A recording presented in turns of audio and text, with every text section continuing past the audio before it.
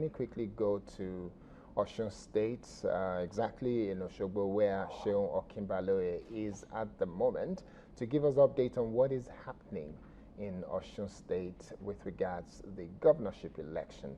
Seun, good morning and welcome to Sunrise this morning. What is happening in Osogbo today? Thank you, Karen. Election day, as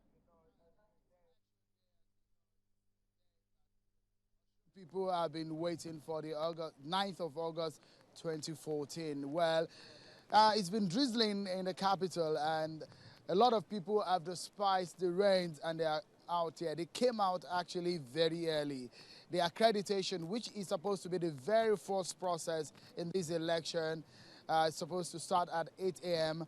And a lot of people, I can tell you, they arrived at most of the polling units early enough. Even in some other senatorial districts that Channels Television is monitoring, in Ile-Ife, for example, people also turn out en masse. In Ilesha also, people turn out en masse to cast their votes. Well, the voting has not resumed, has not commenced. It's the accreditation process. And you can see people are on the queue here. And the idea is that they queue up as they arrive. It's according to how they get here that they queue up. And let me give you an understanding of how this whole thing pans out, Kayode. You see the long queue here. Every one of them, they are waiting for that moment when they will be called, when it will be their turn, and they will have to approach the ad hoc officials and the INEC staff there. And when they do that, they're going to check their names on the register. Don't forget, Kayode, that at some point, Professor Ataru Jega told Nigerians that if you do not have the permanent voters card, you will not be allowed to vote. Maybe I can just show you one of the voters' card. This is what it looks like.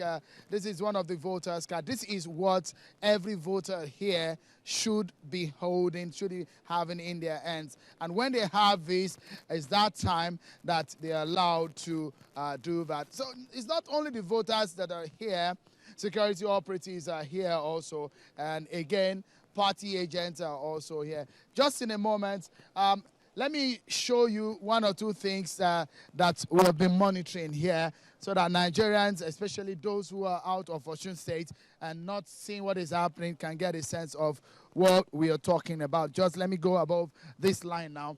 After they get out of that queue, they will have to come to the first man on this table. And when they do that, they have to check through the register here.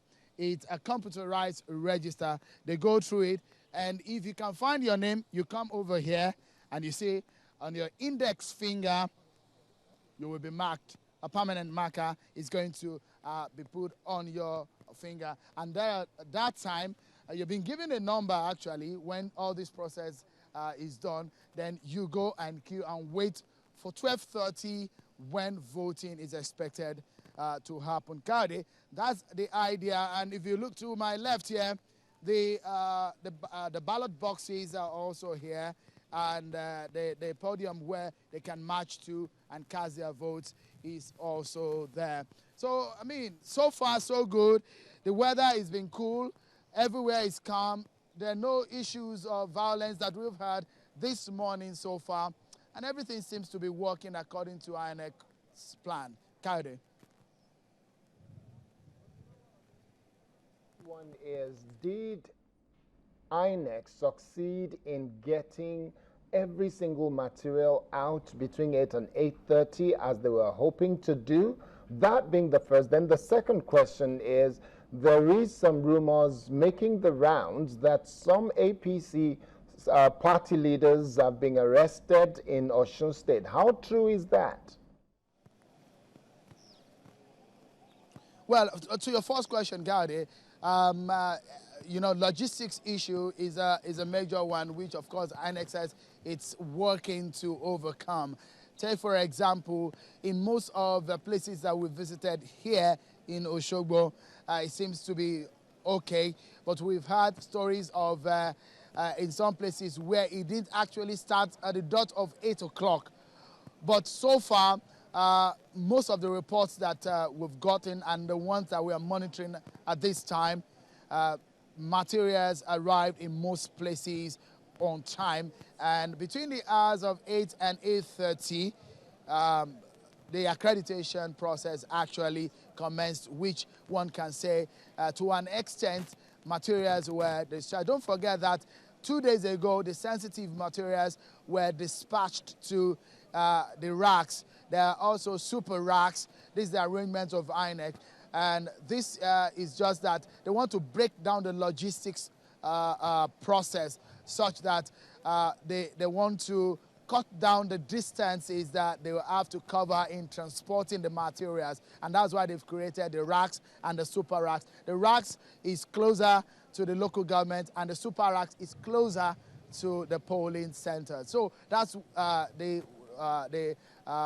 process which INEC says it has gone through in this process. And to the second question, Kayode, we heard over the night and late hours of yesterday, we heard of arrest of some party chieftains across the state, and a particular national publicity secretary of the party, we understand, was picked up, and I tried to put a call through to him to confirm how true that was, and he told me actually that it was picked up around Government House late yesterday night by men who were hooded and were masked, and they took him to for about an hour. They drove him around town before they took him to the office of the State Security Service, and then he was later released this morning.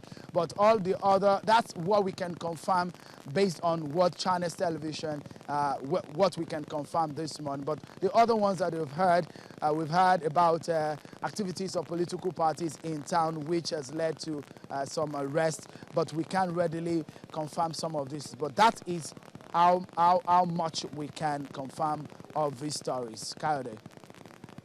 So the individual that you said you spoke with, did he confirm that he's now being released, Sheung? Has he been released? And did he say anything about any of the other colleagues of his that might have been arrested? Have they been released now? Of course, Kayode, when I spoke with him just about over an hour ago, he told me that he was arrested alongside a colleague of his and another government officials. And when they were picked up, three of them, he said that one of his the driver that drove him to the point where they were arrested was beaten up, and they were taken to the office of the State Security Service, according to him. But he said they have been released early this morning.